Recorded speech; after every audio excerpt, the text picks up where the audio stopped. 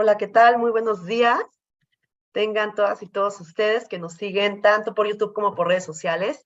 Sean bienvenidas y bienvenidos a este webinar de negocios internacionales que ha sido organizado entre la sede de la UNAM Chicago, quienes nos encontramos también aquí conectados para saludarles a todas y a todos ustedes, y la Facultad de Contaduría y Administración de la UNAM. Así es que primero que nada, un especial saludo por parte de los directores, el doctor Guillermo Pulido, director de la sede UNAM Chicago, y el maestro Tomás Rubio, quien es director de la Facultad de Contaduría y Administración de la UNAM. Bien, es un gusto saludarles esta mañana y darles la bienvenida a nuestro programa. Es un programa que tendremos durante toda esta semana. Se llevará a cabo en inglés y algunas presentaciones en español y que las y los invitamos a seguirnos por nuestras redes sociales, tanto del canal de UNAM Chicago como de YouTube, como el canal de la Facultad de Contaduría y Administración de FSA UNAM oficial, también para que nos sigan. Pues bien, una de las principales colaboraciones dentro de este programa es con la Cámara de Comercio Hispana de Illinois, por lo cual me permito presentar a Jaime Di Pablo, que está aquí con nosotros. Él es presidente y director ejecutivo, CEO, de la organización líder, que es esta Cámara de Comercio, en creación de redes de negocio, defensa y desarrollo de empresas hispanas en el Medio Oeste.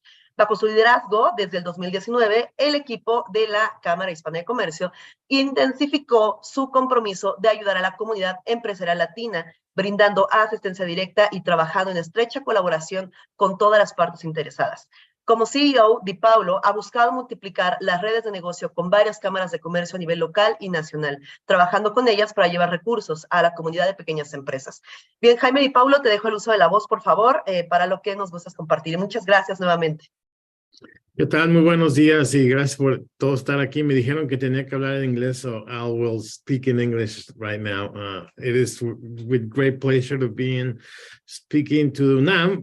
That's my university. I graduated from UNAM in 1988, so I'm very proud of that. And I was at the campus a couple of weeks ago with the mayor of Chicago visiting UNAM. We signed several agreements, so there's going to be some huge opportunities for students to come and visit us and do some practices and work over here in Chicago, especially with small businesses. So thank you so much for that introduction. Also, the Illinois Hispanic Chamber of Commerce has been around for 31 years. There's about 125,000 Latino businesses in the state of Illinois, which we pretty much represent. We don't represent all of them, but we make sure we have our touch and feel with every single one of them, and we address issues that matters to them. And our mission is to have those businesses grow and become profitable. So with that, we have several programs in our chamber. We have a small business development center, which only mission is to help businesses register and grow and become access to capital friendly and access to workshops and all that stuff. We also have a lot of our programs is focused on procurement. I don't know if you guys know what procurement means, but procurement in Spanish is no translation, but procurement basically means access. In the United States, every government contract that's out there has a definition of minority-owned enterprise needs to be involved. So we are in charge of helping minority-owned companies like Latinos, veterans, people, African-American community, Asians, and women are considered minority-owned businesses if they have the right certification so they can access those wonderful government contracts. So we help them to do that through our programs, which is the Procurement Technical Assistance Center here in our office. We also have a unique program with the SBTRC Small Business Transportation Resource Centers, which helps Latino and minority-owned companies access United States Department of Transportation contracts, not just in Illinois, but in the 5 states region around the Great Lakes region. We also have the Illinois Tollway, which another opportunity for minority-owned companies have access to those wonderful contracts. And we're very proud of this. We are one of 8 Tier 1 organizations in the United States that were awarded the United States Pilot Navigator Program. So what we do there is we consult and go walk the business corridors and talk to businesses, so give them access to make sure we assess them and give them the resources they need in order to succeed. With the pandemic, we lost about 20% of our business stock, but the federal government was kind enough to inject a lot of dollars into the community so they can help businesses thrive and not close. So a lot of those dollars came to chambers of commerce or nonprofit organizations like ours. And what we do is we walk around the state, and some of our navigators are here present that will talk to you about what they do. So we are very, very big organization. We are 18 full-time employees. It's a little bit smaller to the standards of chambers of commerce in Mexico. Here is very unique because we are the Hispanic Chamber of Commerce. There's many chambers of commerce. Every neighborhood, for example, in Chicago has a chamber of commerce. There's 77 neighborhoods in the city of Chicago, and pretty much every single neighborhood has some type of business association. There's also the Black Chamber of Commerce, which takes care of the African-American community. There's Asian Chamber of Commerce and Indian Chamber of Commerce with the Indian community. And there's the regular Chambers of Commerce. So Chamber of Commerce is a different model than in Mexico, for example. In Mexico, you got the Concamín, the Concanaco, and all those guys, but they're geared to, for the main focus is to focus not just on small businesses, but in big corporations. In the United States, chambers of commerce are the other way around. We focus on small businesses to do business with big corporations. So that's the difference. So we are one of the biggest chambers of commerce, not just in Illinois or the Midwest, around the country. And we're very proud of that. And I have an incredible team that does the work day in, day out. And you're going to meet him today. You're going to meet Jacob Perez here, Esteban Perez. And Uriel Mendez, part of our team that do a lot of stuff with the businesses, because our focus and our solely mission here is to help small businesses grow.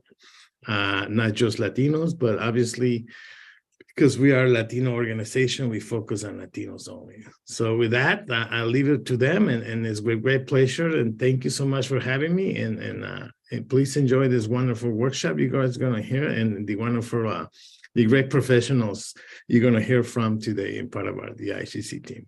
Thank you. Muchas gracias. Thank you very much, Jaime. Thank you for your help, for being here, and thanks for your message.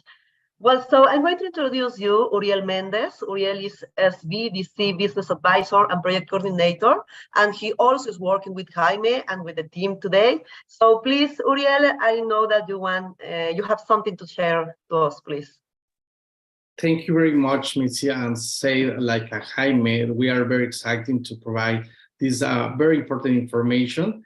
Like you say, Mitzi, my name is Uriel Mendez. I am Business Advisor, Project Coordinator for the Illinois Hispanic Chamber of Commerce. With my colleagues, Jacob and Esteban, and they provide you so much information about different programs. Thank you again for this big opportunity for Jaime and me to stay here in this big, amazing presentation. Thank you, Mitzi. Thank you, Uriel. So at least I want to introduce Marco Fuentes. Marco Fuentes works in UNAM Chicago, and he's in charge also with us about all the conference and all the program that we have for you this week. So please, Marco, welcome. Hello, everyone. Such a pleasure having you here. I really appreciate the help of the Illinois Commerce Chambers. They are always willing to help us. So it's really amazing to have this opportunity for our students in Mexico to have a little bit of taste of what is to exercise, international business in the US, specifically here in Chicago. So hopefully you can take full advantage of it, and yes, enjoy this event with these wonderful lecturers that we have here. Thank you so much, Mitzi. Thank you so much, Uriel, Jacob, Esteban, and of course, Jaime. Thanks, Marco. So we're going to work all this week, and so we're so happy for that. Okay, so I'm going to introduce now all the conference that we're going to have today. So the first one is with Esteban Perez. So Esteban Perez is a Latin Incubator Director. So I'm going to introduce him. He's going to share his presentation also, but I'm going to introduce him, and this is in Spanish, so I'm going to change.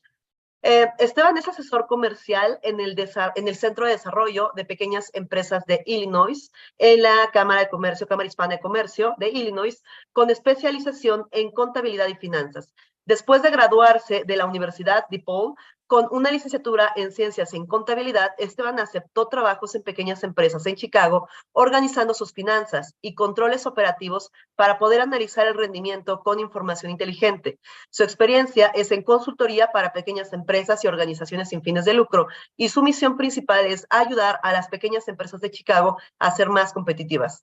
Esteban Pérez nació y se crió en los barrios de Bridgeport y Pilsen de Chicago. Como hijo de inmigrantes mexicanos muy involucrados en el mundo sin fin de lucro, sabía que quería ayudar a las personas necesitadas desde una edad temprana. Durante su tiempo en DePaul, Esteban fue un organizador comunitario en Pilsen para la legislación de inmigración y encarcelamiento masivo, mientras participaba en muchos programas de emprendimiento para comprender mejor cómo marcar la diferencia en el mundo actual. En su tiempo libre, a Esteban le gusta construir computadoras y ahora está aprendiendo programación, haciendo un videojuego con un grupo cercano de amigos. Para mantenerse activo, le gusta andar en patineta, jugar al frisbee y enseñarle a su perro a jugar fútbol. Ok, muy bien, Esteban, bienvenido, por favor, y te escuchamos. Gracias. Hola, hola. Gracias por tenerme hoy, invitándome. I'm here today to talk a little bit about financial prep. I'm going to share my screen real quick, a ver si pueden verlo. Okay. Yeah, ¿está bien? Okay, perfecto. Entonces, thank you for being here again. Today, we're going to talk a little bit about financial business strategies and then project management using Agile and Scrum. If you haven't heard those terms before, Agile and Scrum are methodologies in which you can do project management. They aren't necessarily software as much as they are, a methodology and a philosophy to do it effectively and fast. We're going to start with some financial preparation, just generic business 101. These are some fundamentals that I think would really help not only you in starting a business, but also just in general, managing projects, managing departments that you might be head of. So we're going to start with file storage. File storage is extremely important in today's age because of cybersecurity issues. It's extremely useful in stopping those cybersecurity, or at least preventing some cybersecurity attacks, and having backups in case of an attack or in case of any kind of accidental loss or even an outage of the internet. Because you might be using software like Google Drive, OneDrive, or Dropbox to hold all of your confidential information or your documents, and having that physical backup as well as the cloud backup is going to prove very useful in case of any kind of disaster, outage, or hack, God forbid.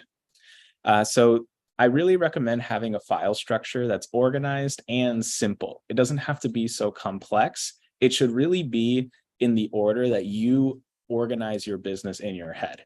I've met a lot of small businesses, a lot of small business clients that have told me that their entire business is in their head. And that might work for you, but then when your team starts to grow, or when you're talking to someone outside of your business, it's going to be really hard to communicate those things or find some kind of file for them or find some kind of data point for them to be able to convey your message effectively. So I really recommend organizing it in the way that you can find it, the way that works for you. And then also for the more confidential files like your EIN, like employee information, either having that in a safe that's physical, and having it encrypted or locked in a confidential file. I know OneDrive is really good at this, having like a vault that's encrypted that you need a password for, and then the files themselves can have a different password. So you can really utilize these softwares to have the benefit of having them in the cloud, but also the benefit of encrypting them with that security.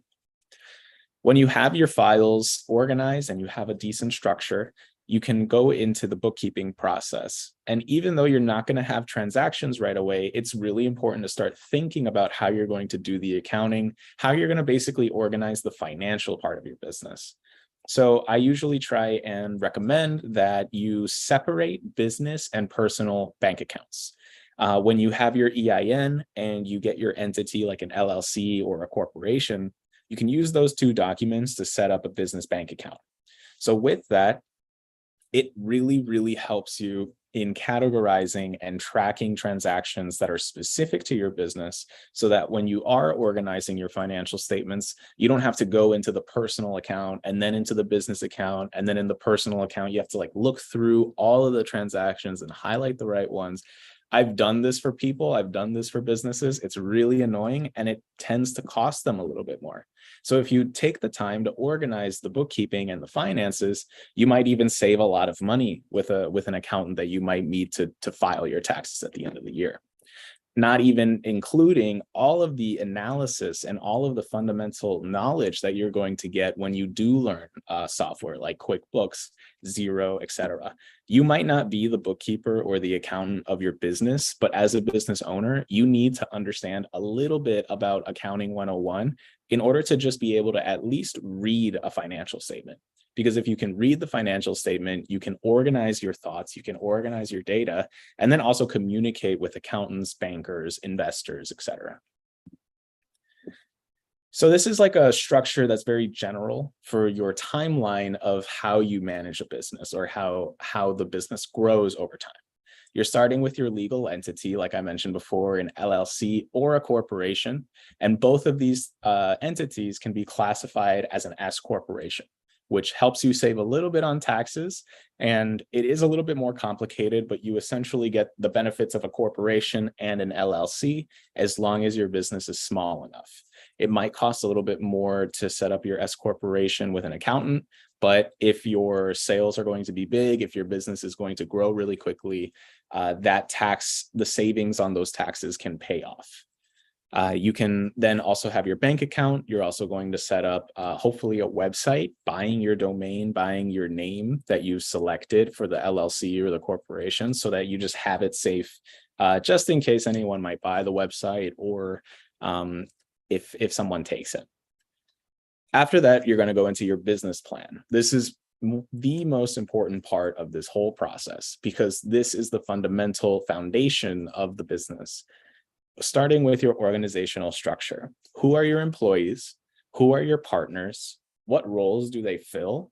And what are the roles that are necessary to be able to start your business and sell your product, and then manage the maintenance after you're selling the product? So stuff like quality assurance, community management, etc. Thinking about the future and what are the pieces that you're going to need. That's really where the organizational structure comes in handy.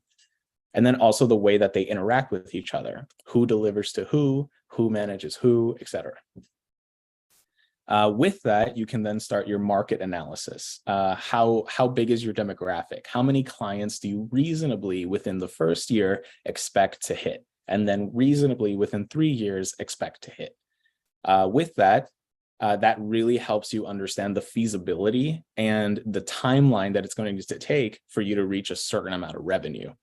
And for financial projections, a lot of my small business clients get really overwhelmed at this point, because it's very open, it's very abstract. It's hard to really nail down what a projection includes. And I always say start with the costs, because the costs are real. The costs are out there. There's a lot of data out there in how much these things might cost on average. Things even like rent based on square footage and the location. Things that are getting really detailed are out there that you can research on Google and other websites to figure out those startup costs. And just thinking freely of all of the things that you might pay for on a monthly basis, and also at the beginning as a startup cost. With that, as you can find a closer idea of what the cost is going to be, you can then really nail down the price. So it starts with the cost, and then you go to the price, and that's going to tell you your revenue. All of that tells you your potential profit. That's really the general structure of how you set up these financial projections. That's extremely important for being able to communicate the viability of your business alongside the market analysis to a potential investor, partner, even a vendor that's going to sell materials to you.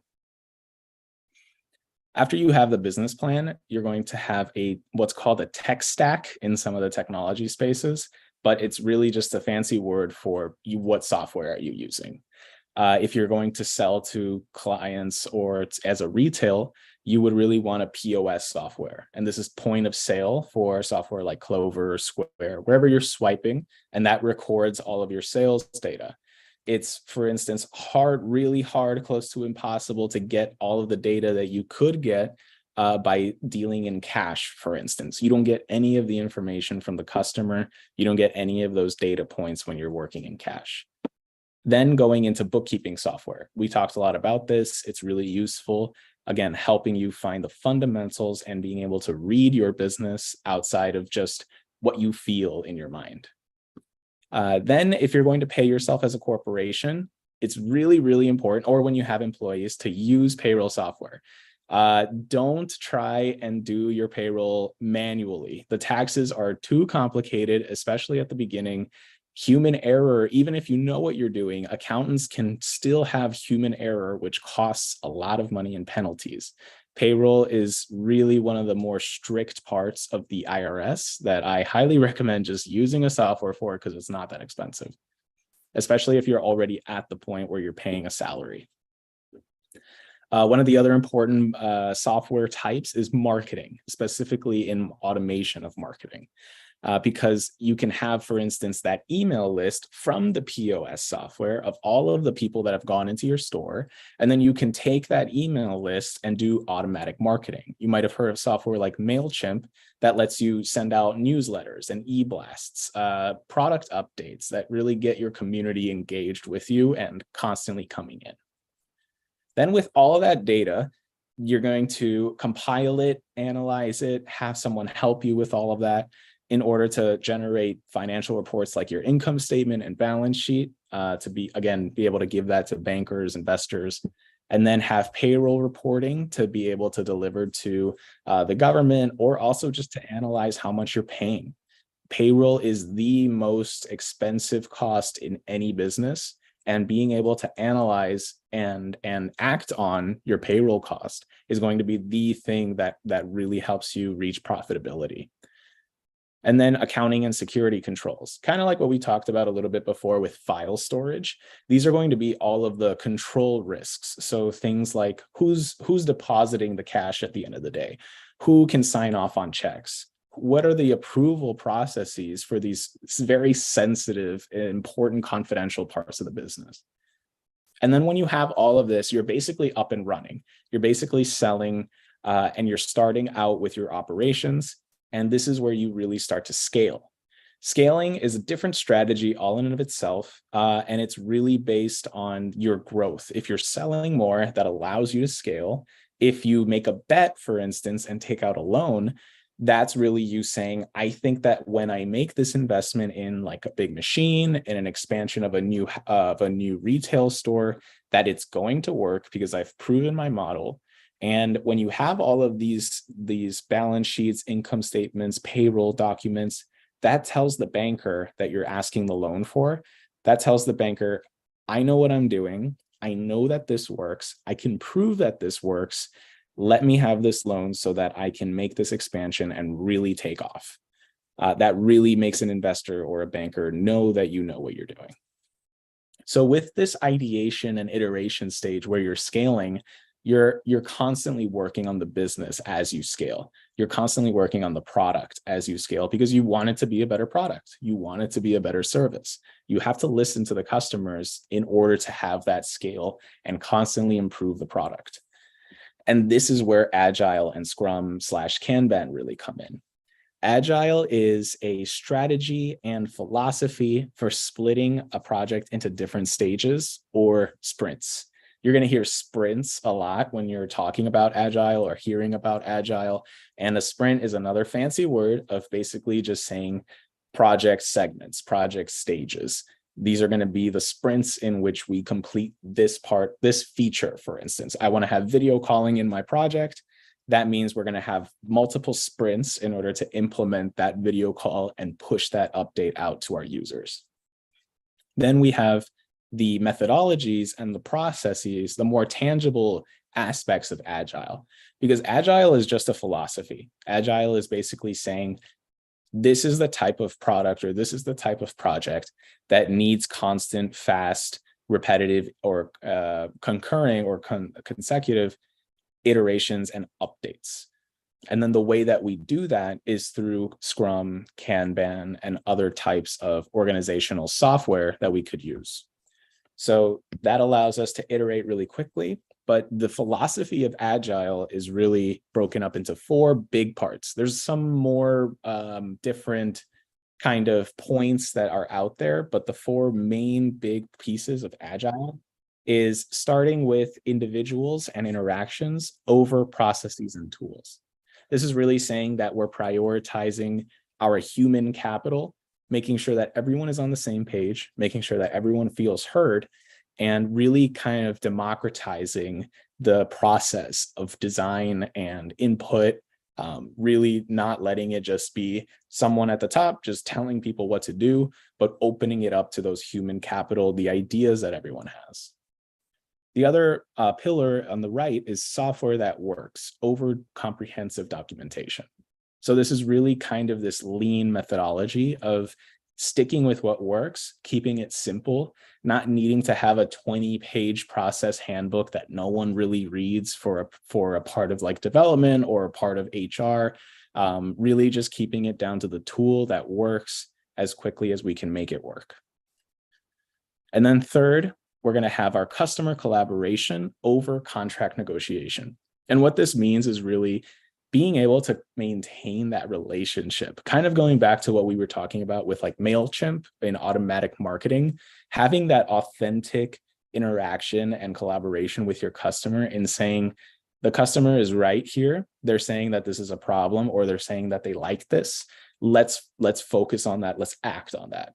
Instead of trying to nickel and dime and get every single dollar that you can get out of your client, because then they might feel cheated or they might feel like they paid too much, and then you lose that customer. So it's really important to, again, stick with that human part of the business. And then the fourth, and probably the most important, is responding to change over sticking with the plan. This really means that you're improvising. Again, kind of going back to customer collaboration, you're reacting to the feedback and the external factors that influence your business, so that you're not just sticking with the original plan that you had when you might have written your business plan, when you might have written your organizational structure. You don't have to stick with that forever. You're reacting and reiterating. This is about iteration all the time. And so now that we understand the Agile philosophy, we go into the methodology of, for instance, one of the most popular methodologies is the Scrum cycle. And in this case, we're starting all the way on the left with our product backlog. And this is a fancy way of saying this is the list of things that we want in the product, or the list of things that we need to accomplish in order to get this out the door with the features that we want. And so when you have that product list, for instance, again, going into, I want video calling in my app. So video calling is going to be one of the pieces of this product backlog in which we start creating sprints, or we start having sprints with our team. So we're going to go into, for instance, grabbing video calling, and we're going to start planning some sprints using, again, then breaking that down into what are the different tasks that need to happen for the video calling feature. So we have our programmers, we have our UX designers, we have our marketers, we have our quality assurance people that are going to have their own tasks to make sure that this all gets done at the same time. And again, we can push this out as soon as possible. One of the beautiful things about Agile, Scrum, Kanban is that it's really effective at finding and dealing with bottlenecks. Bottlenecks meaning things that are holding up another department. I need the art department in order to implement this UI piece. That really helps you get everyone on the same page at the same time to be able to get that out the door. So then when you have those tasks and you have your Scrum team, it doesn't have to be daily, but it's effective. Having those daily meetings at the beginning or at the end where you break down, this is my task, this is what I did yesterday, here are the problems I might have, here's the help I might need, or things are going really well. And this really helps, again, everyone get on the same page, everyone feels heard, no one feels lost, and again, just helps everyone. So then when you have that Scrum cycle complete, that daily, for instance, one day of that Scrum in that sprint, then you can increment or iterate or implement that part into the product and then see what happens. Then you have your sprint review. And here you can look back and you can say, this didn't work well. I think we as employees, as a team, were ineffective or inefficient in this way. Let's change that for the next one. So there's so much iteration. It's like there's just this whole theme of iteration. You're going to see like a million little cycles essentially, because in every piece of the process, you're still looking at the process in and of itself and saying, this doesn't work, let's change it right now. Because this is trying to go around what usually happens in larger, for instance, corporate environments, where it couldn't take weeks to even months or even a year if they have a budget locked in to make a change really quickly. This works really well with small businesses, tech startups, really anywhere where you have a young, scrappy team that wants to get things out the door really quickly. Then we have our Kanban board. Kanban is a very effective tool that you can actually use with Scrum if you want, but it really helps you get an idea of, again, going back to Scrum, these sprint backlogs, these kind of tasks. Kanban breaks up those tasks into sticky notes or cards, whatever you want to call them, in kind of like an Excel sheet. It's a grid of columns and rows that you can put, for instance, an attached document into. You can write a description. You can assign one of these cards to another person. So everyone has access to this Kanban. Everyone knows what they're doing. And everyone can also know what everyone else is doing so that we have a better idea. A lot of organizations tend to kind of operate in silos, where sometimes the marketing team doesn't need to know what the development team is doing, but just having that insight, having that clear communication can help the marketing team come up with a better idea, or help the development team stay in line with some of the objectives that the marketing team has, even though they don't talk to each other ever. So here you can see that we have columns for the backlog.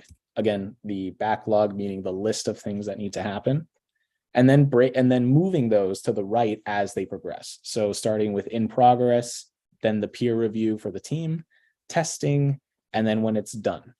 Sometimes there's other columns. You can really do whatever you want with this. So you can have a column for bugs. You can have a column for sending it out to another vendor, for instance. You can have a column for bottlenecks, saying, hey, I finished my part, but I'm waiting on this.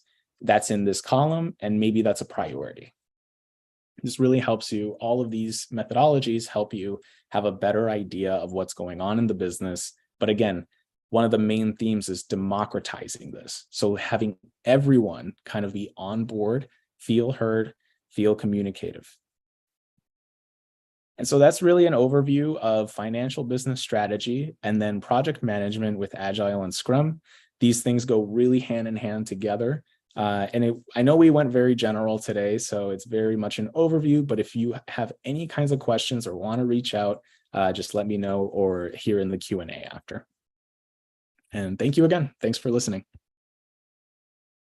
Thank you, Esteban. Thank you very much. So we have actually some questions. So if you wish, we can do now or at least. However you guys want, whatever works for you. I can take the questions now or later. Okay. So following a little bit about our program, so now we will continue with Jacob, and at the end we're going to ask, but we're already prepared some, so we get some from the social media. So, okay, so I'm going to introduce you, Jacob. Jacob is here actually with us, and I'm going to read the information of him.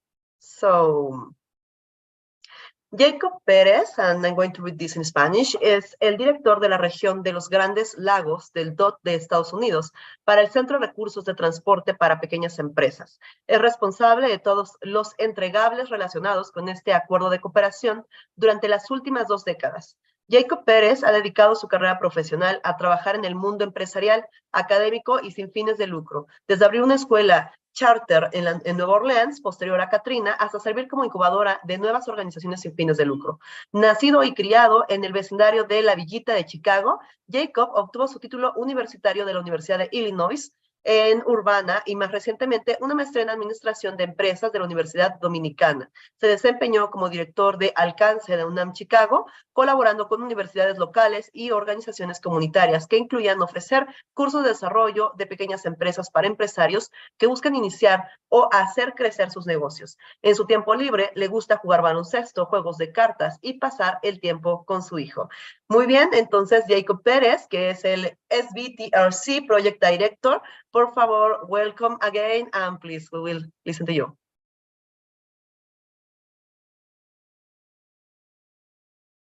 Thank you very much, Misty. Y saludos a todos. Hello, everybody. Yes, again, my name is Jacob Perez. I'm the Great Lakes Region Director for the Small Business Transportation Resource Center. Yeah, and one thing that wasn't mentioned there, I did used to work for UNAM here in the sede de Chicago. So again, very familiar doing the position there of Marcos, welcoming the students that would come from the Facultad de Medicina de Derecho doing these programs. So again, it's a really pleasure to be here with you today and to see the students, you know, because again, it's always great to talk about Chicago and stuff that's going on here. So with that being said, let me just go to the presentation here. Again, my name is Jacob Perez, right? The program that I'm going to talk about, well, the program that I'm in charge of here at the Chamber of Commerce is funded by and operated by the U.S. Department of Transportation, right? So it's a federal agency, right? As you can see from the map here, we're one of 11 federal agencies across the country. And my region is there in the blue, as you can see. So we service all the states of Minnesota, Wisconsin, Michigan, Illinois, Indiana, and Ohio, right? And basically what we do, our mission and the purpose of our office is to help small businesses, right? Is to help small businesses so that they can build their capacity so they can bid on federal contracts. Again, I work for the U.S. Department of Transportation, right? We're a federal agency, okay? So there's a lot of advantages, right? When you want to work for the federal government, right? Nobody in the world buys more than the U.S. government. Nobody, right? The U.S., it's the largest marketplace in the world, right? And anybody can enter that marketplace, right? Anybody can, right? You can sam.gov, you go in your business, you register, you're there, right? Whatever it is, again, and the United States buys everything. You name it, the United States buys it, right? And so, of course, right, one of the biggest things they procure, right, or they, again, that this process, right, of getting services, right, is a lot of infrastructure. And I'm probably sure you've heard of all this money coming there, or money that has been allocated by our government for infrastructure projects, right? Roads, bridges, airports, right? The largest money ever allotted to these kind of infrastructure bills, right? The bill was passed last year, the bipartisan infrastructure law. So that means that there's a lot of money coming, right? A lot of extra money coming to, again, infrastructure, right? Construction, right? But it's a big umbrella. It's a big umbrella when you talk about the infrastructure, right? It's not just roads and bridges, right? A lot of it is EV, electrical vehicles that I'm sure you've heard about, right? From new technologies, new batteries to stations, right? And where you can charge them, right? So our job, right? Our job here at the SBTRCs is to help these small businesses so that they can take advantage of some of this money coming, right? How can they access all this opportunity, right? For all this money that's coming, right? And most of the time, the government gives the money to these big companies. We call them primes, right? Power, right? These are big companies, right? And then what we do, they could get a contract of $2 billion, right? You can say, right? And in this contract that they have of $2 billion, because it's federal funds, right? Because it's a federal contract, 20% of that has to go to DBEs, what we call minority and disadvantaged business enterprises, right? And that is a minority-owned business, minority-owned, women-owned, or veteran-owned, right? It's one of those, right? Minority-owned, women-owned, or veteran-owned, right? And then they're certified, right? And they're certified through the federal government, right? So when one of these big prime companies gets like a $2 billion contract, 20% of the work or 20% of that money has to go to one of these small businesses by law, right? It has to, right? That's a lot of money, right? We're talking about hundreds of millions of dollars, right? From $2 billion, 20% has to go to minority-owned firms. But that's a lot, right? So we try and connect these smaller firms with those opportunities, right? So that's kind of, to put it easier, right? To put it in a simpler way, right? And we offer a lot of one-on-one work, right? And business analysis. It really depends on the maturity, where the small business is, right? Some of them need a lot more help with the procurement, kind of like the bureaucracy, you can say, kind of like the paperwork side of it takes to work with the federal government. Because like I said, the federal government requires a lot of follow-up, right? They pay well, right? When you get the contract, it's good. The problem when you do have the United States government as a client is that they pay well, but they don't pay on time. And that's a big problem, especially for a small company. For a big company, they have money, right? All right, you can't pay me in 2 months, don't worry, right? They have other money, right, to help them, right? A small company doesn't have that luxury, right? A small company needs to be paid on time, right? They need to pay their employees, right? They need to get more material, right? So it's a challenge, right? So that's some of the things that we kind of try to help make these smaller businesses understand before they start to work for the federal government, right? So the government doesn't pay on time, and they require a lot of paperwork, right?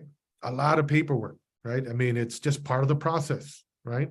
So those are kind of some of the challenges that these small businesses face that kind of keeps them from really applying for these federal contracts, right?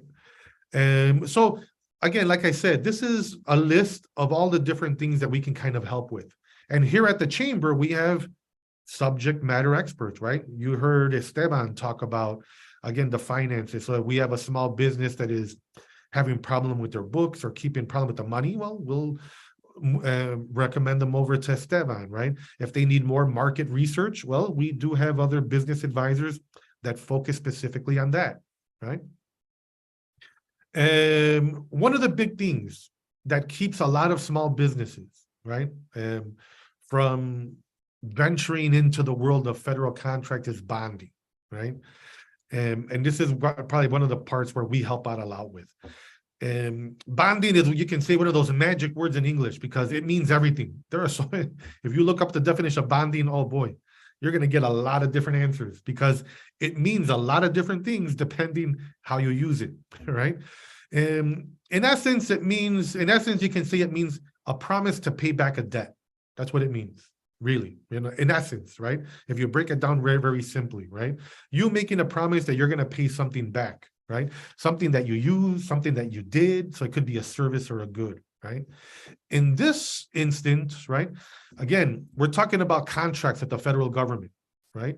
Before the federal government is going to give a $2 billion contract to one of these prime companies, right? This prime company has to be bonded for $2 billion, right? So what does that mean? It means that the government is protecting itself. In case this company can't do the work, right? If the company gives this contract, right, a $2 billion contract, and they can't do the work, right? Or they don't do the work, well, that's a lot of money, right? That's an investment being lost. Well, that company has to be bonded. So it's like an insurance, right? So in case the company fails to do the work, the bond will cover the cost. So then that way the federal government doesn't lose money, right? So what does that mean? If you want $1 billion contract, guess what? You need to have a bond for how much? $1 billion, right? Same thing again, and bonds can be millions, billions, or they can be very small amounts, right? For the companies that we work with, right? Especially if there's a small company that does landscaping, you can say, right? I want to work for the U.S. Department of Transportation. The highways have a lot of grass, right? There's a lot of grass along the highways that has to be cut, all right? Well, we need to give out a contract, right? Maybe $500,000, all right? We have a $500,000 contract to take care of these roads here. All right, well, then now this company can go out and get a $500,000 bond, right? And there's programs and we kind of help them with that, right? We kind of help them learn about the process. What is bonding, how much they need, right? And here's a little example of the different types of bonds that there are. There are many, but I'm not going to get specific, right? And there are a lot of programs to help these companies get bonded so they can do some of this work, right? This is important because this goes back to sometimes of what Esteban was saying, right?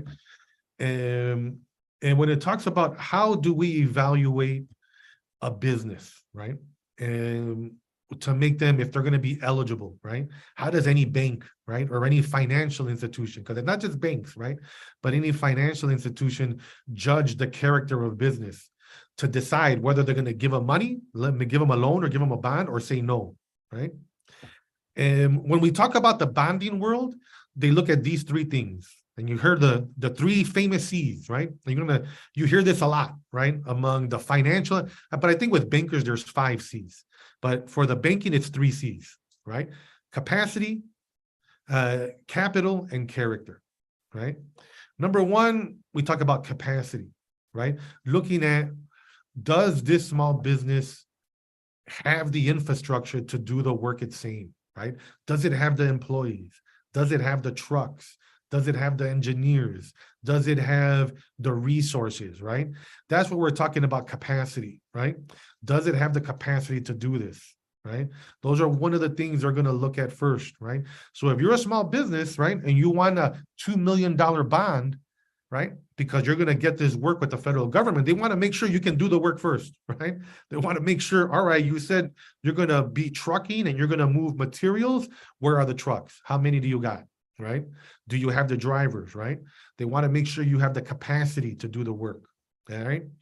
Number 3, capital. Capital is money, right? Cash is king.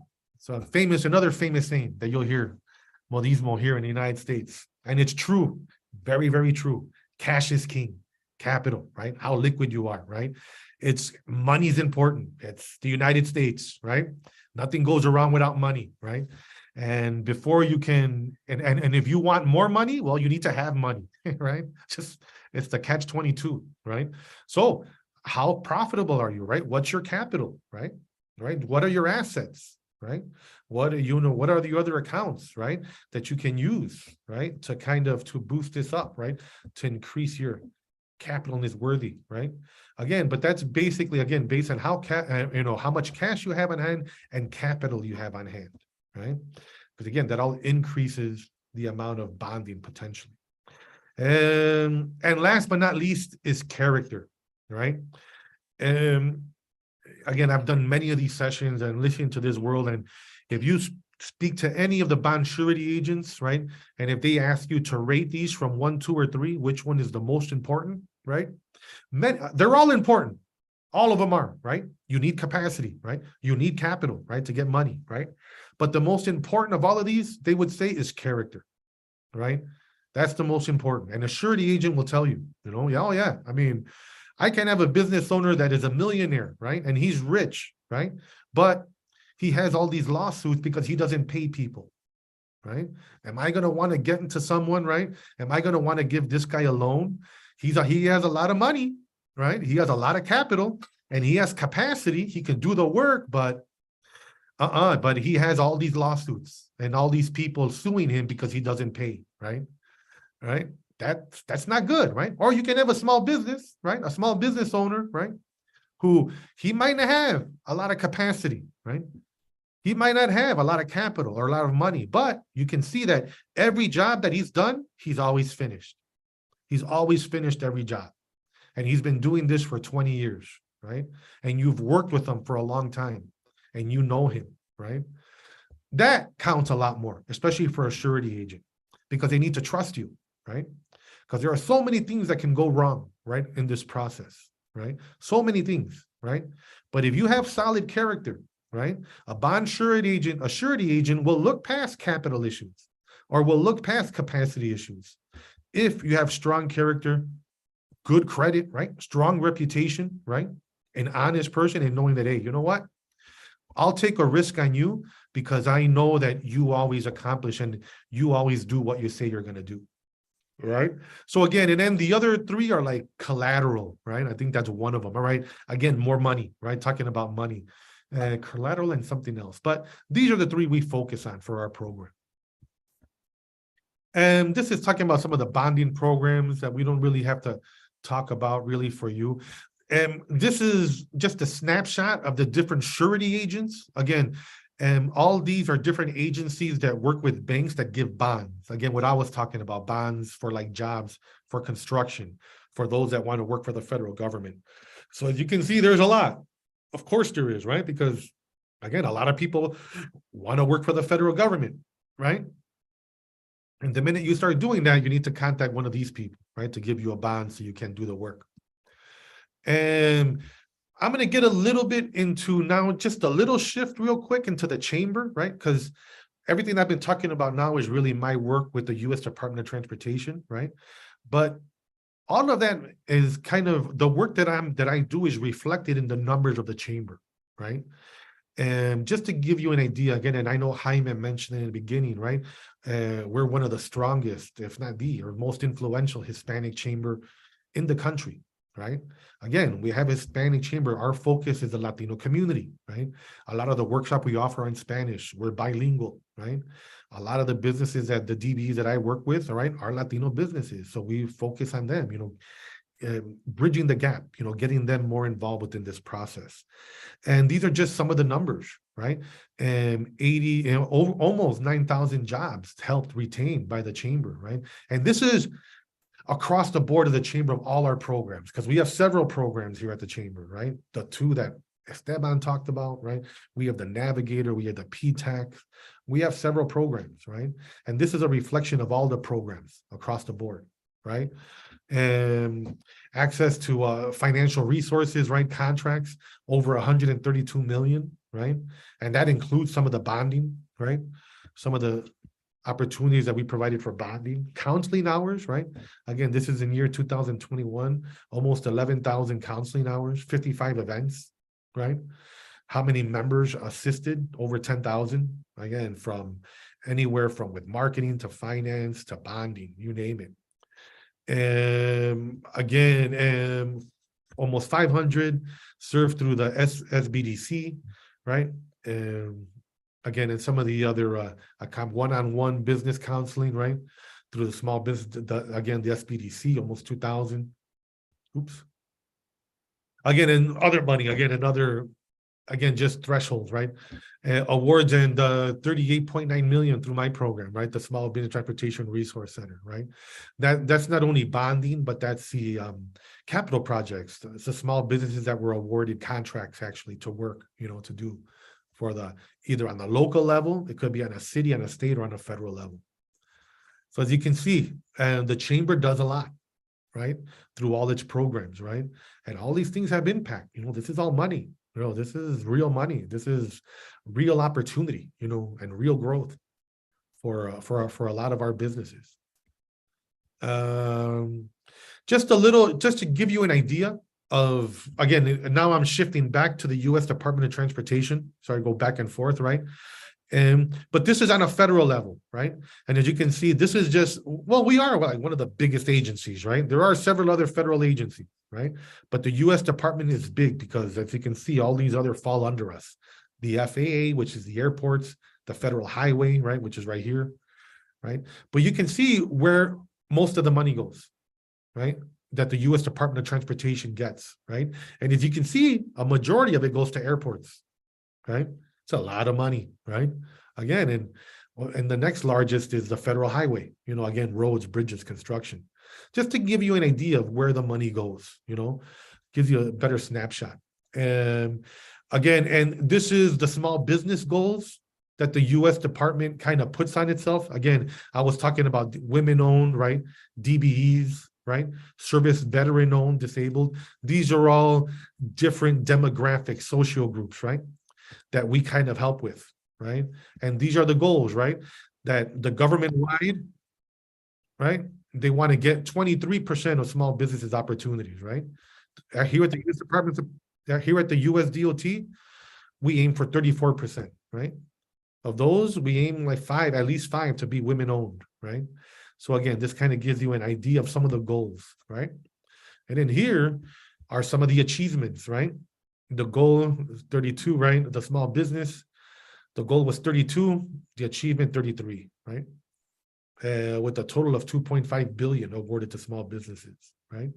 The goal for women-owned small business was 5. The achievement, they got 8, right? So they went a little higher, right? A total of 583 million, right? So as you can see, the small disadvantaged business, right? The goal was 5. They got 18%, right? They more than tripled it, right? 1.4 billion of money, right? And service disabled veterans, again, a goal 3.3, almost 4% going to service disabled veteran-owned businesses. I'm not going to get into NAIS codes.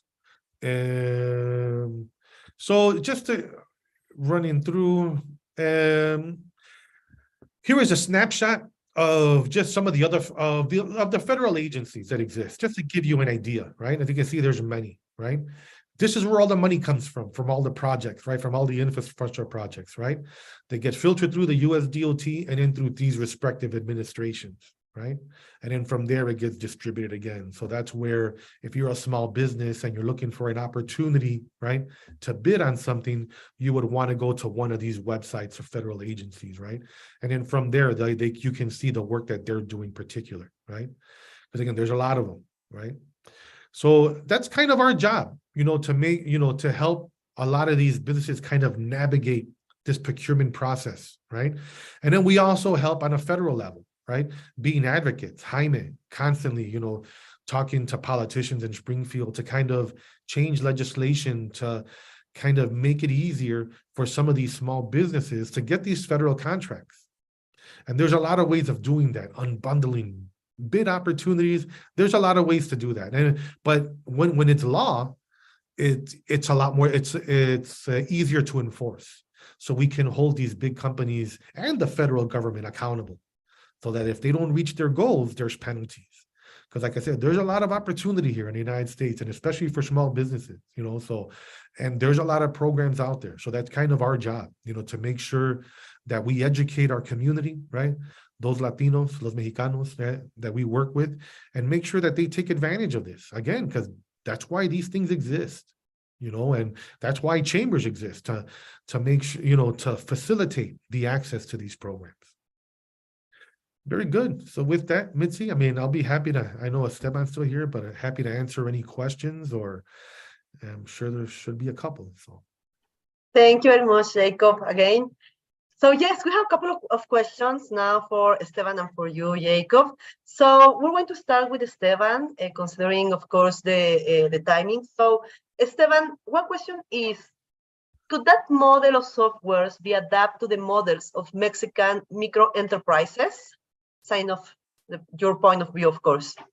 Yeah, that's a great question. And what I'm assuming, and correct me if I'm wrong, is by micro enterprise, you're saying like basically a micro business, also like something under 5 employees, 10 employees. And honestly, a lot of the software companies that I work with at the Latin Tech Incubator are micro businesses that start out. I work with businesses that start out as just an idea.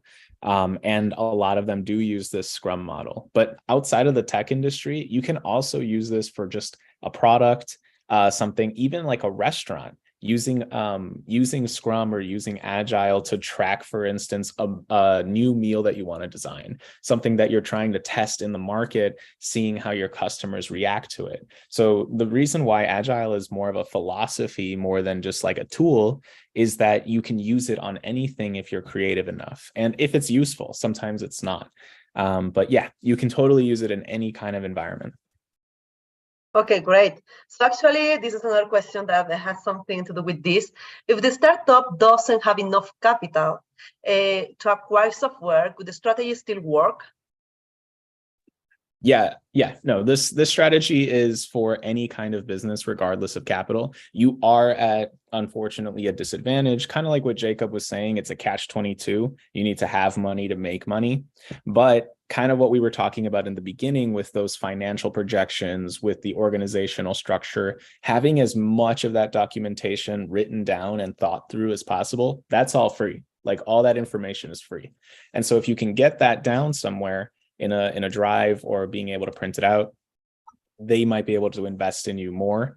You are probably going to pay interest or share equity in your business, which, you know, is what you're paying for that opportunity sometimes. But yeah, having that preparedness as soon as possible is really going to help you get more chances and more opportunities to get capital if you don't have any. Okay, great. So actually it would help. In your point of view, how the information technologies have changed the way that the companies are operating nowadays? Oh yeah, I mean, combining our IT companies with our new IT companies with COVID, especially, a lot of our businesses that we deal with, Jacob and I, and at the IHCC, they were technologically behind in a lot of ways. A lot of my job is also, you know, training small business owners in how to use even QuickBooks. Sometimes I'm meeting business owners that still have everything on an Excel sheet or written down on a piece of paper. And that's really where technology can come in and revamp small businesses, taquerias, like whoever you are. Small businesses have been really taking advantage of the new technology because it's also based on how accessible that technology is. It can be software that's cheap as a subscription model, and it also has to be designed to be accessible and not so jargon heavy, not so engineering heavy, so that everyone can take advantage of them. That's great. So talking about Latin America, one person asked, what is the most important challenge that you visualize to get the implementation in Latin America of all this technology? That's a great question. And I think we have a lot of tech companies that are starting to get interested in hiring outside or penetrating a market in Latin America. We're getting a lot of tech companies that actually come to the incubator because of after COVID, we really opened up not only nationally, but internationally. We had startups coming from Panama, from Colombia. We work a lot, obviously, with Mexico, but being able to then create these pipelines is what breaks open that market. A lot of the times we're getting, for instance, pitch competitions from people who are based in Mexico or based in Colombia, and they're working with us to try and figure out a way to break into the American market. Where do they start first? How does that demographic look over there? We're seeing a lot more collaboration after COVID. Great, so awesome. Thank you very much, Esteban.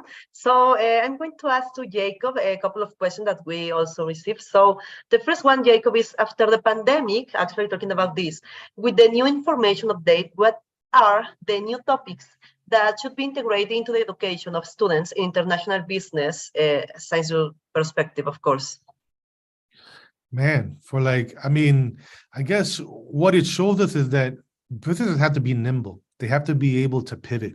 You know, that's what a lot of them did. I mean, as you know, and this had affected the world, the supplier issues. You know, you remember with the big boat that got stuck in the Panama Canal, and that caused chaos everywhere. I mean, and I had a lot of companies that they were buying trucks. So you know what? I'm going to go into trucking real quick, you know, because that's where the opportunity is, you know, and I mean, and yeah, so it's being nimble, you know, being able to to see where the need is, and if you can, changing that, you know, and learn and being very conscientious of that, because the pandemic exposed a lot of things, you know, and it changed the way we live, really, to a certain degree, in a lot of ways, and how we do business. You know, now when I was talking about bonds, bonds was always the federal government. When you work for the federal government, you needed a bond. Now they have bonds in the private industry. You know, you see it a lot more in the private industry, not just when you have a federal contract. Why? Because of the supplier issues that were happening, you know, and contractors weren't able to do jobs because they didn't have the wood, they didn't have the concrete, they didn't have the materials, you know. So definitely having that foresight and being able to pivot where those needs are is definitely something to be, that you have to be able to move and shift and see where the demand is and go with it, for sure.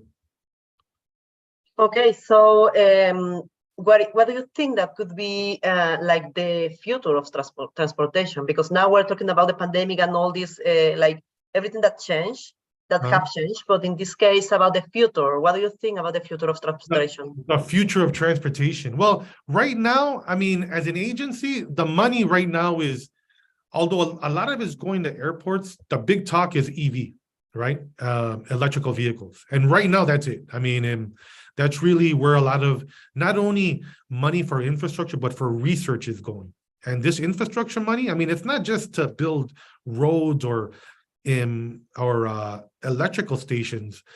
If you have an idea for a battery, you know, for a car battery, you can get money, you know, and for research, you know, because that's really a lot of it's going to that, you know, and it's going to change. I mean, it's taking off, you know, and if you get in the ground floor now, you know, they're looking at the smart grids, where not just EV stations, but highways that will charge your car as you're driving.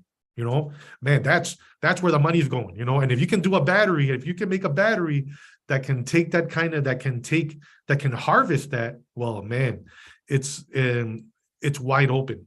It's really wide open. I mean, there's a lot of opportunity there, and we're just scratching the surface. And there's a lot of money, and that's the one thing with the federal government. You know, they got a lot of money to just throw at people and be like, "Oh man, all right, $1 million for research on a new battery. Here you go." You know, and it's coming. You know, the money's there. You know, so not only where it's going and where the government's money is focusing their money on, that's where a lot is going to take off. You know, it just makes sense. You know, if you put money there, you know, there's going to be more innovation. You know, there's going to be more people, you know, again, focusing on that. So for sure. Sure. Okay. Thank you, Jacob. So we have one more question. What is the biggest challenge of transportation in a big city and in a small city versus one-to-one? Oh, in a big city versus a small city? I mean, that's easy. I mean, just the big projects. I mean, again, and I can go by state, you know, like a state like Minnesota, where there's big projects there, and there are, but it's nothing like Illinois or Michigan, right? Where there's a lot of work, you know, there's a lot of work. There's large projects going on. There aren't enough small companies to meet the demand, you know, that of all the infrastructure that's going on. So yeah, definitely opportunity. That's the number one difference, right? When you're in a small town, again, there's definitely not less movement, less infrastructure, less investment. So there's going to be less opportunity, you know. Big city, big state, a lot more project, a lot more money for infrastructure. You know, there's going to be a lot more opportunity going on for sure. Okay, thank you very much, Jacob.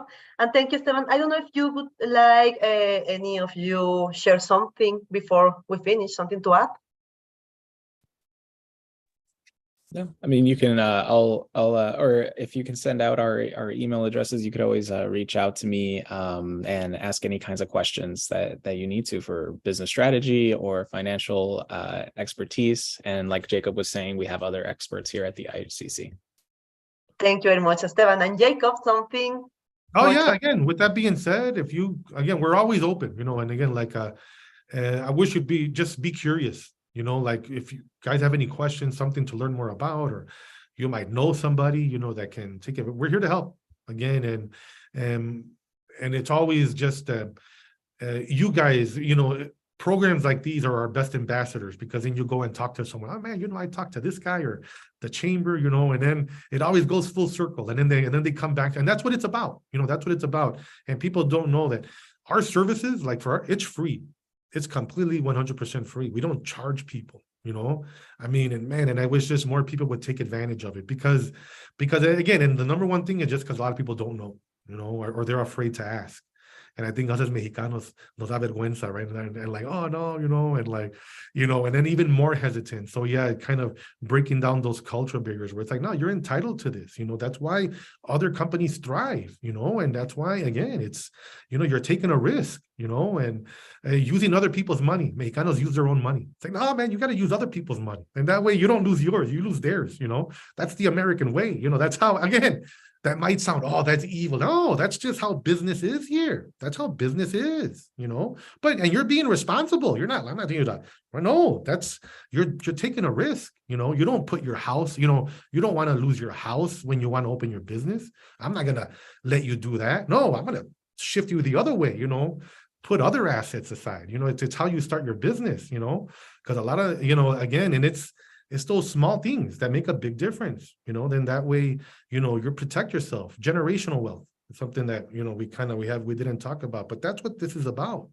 You know, it is, you know, like Latinos, man, you need to start thinking differently to take advantage of what's there. And it's, again, this isn't a handout. This is a benefit, you know, and your success equals our success. And it's not, it's secular, you know, it's all connected. So with that being said, yeah, again, reach out to us because that's how things get done.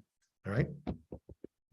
Great, thank you, Jacob, thank you, Stan. Because actually, this is the objective, right, of these kind of programs and from this program, and this is that the students and the people who is following us in YouTube and in all the social media, this is important, so right, that we could know what is happening in other places, think about other things that we don't used to think. So thank you for that, and thank you again for the Chambers of Commerce. Thank you for your time, for sharing here, and thank you, of course, Uriel, again, for your time and for sharing with us.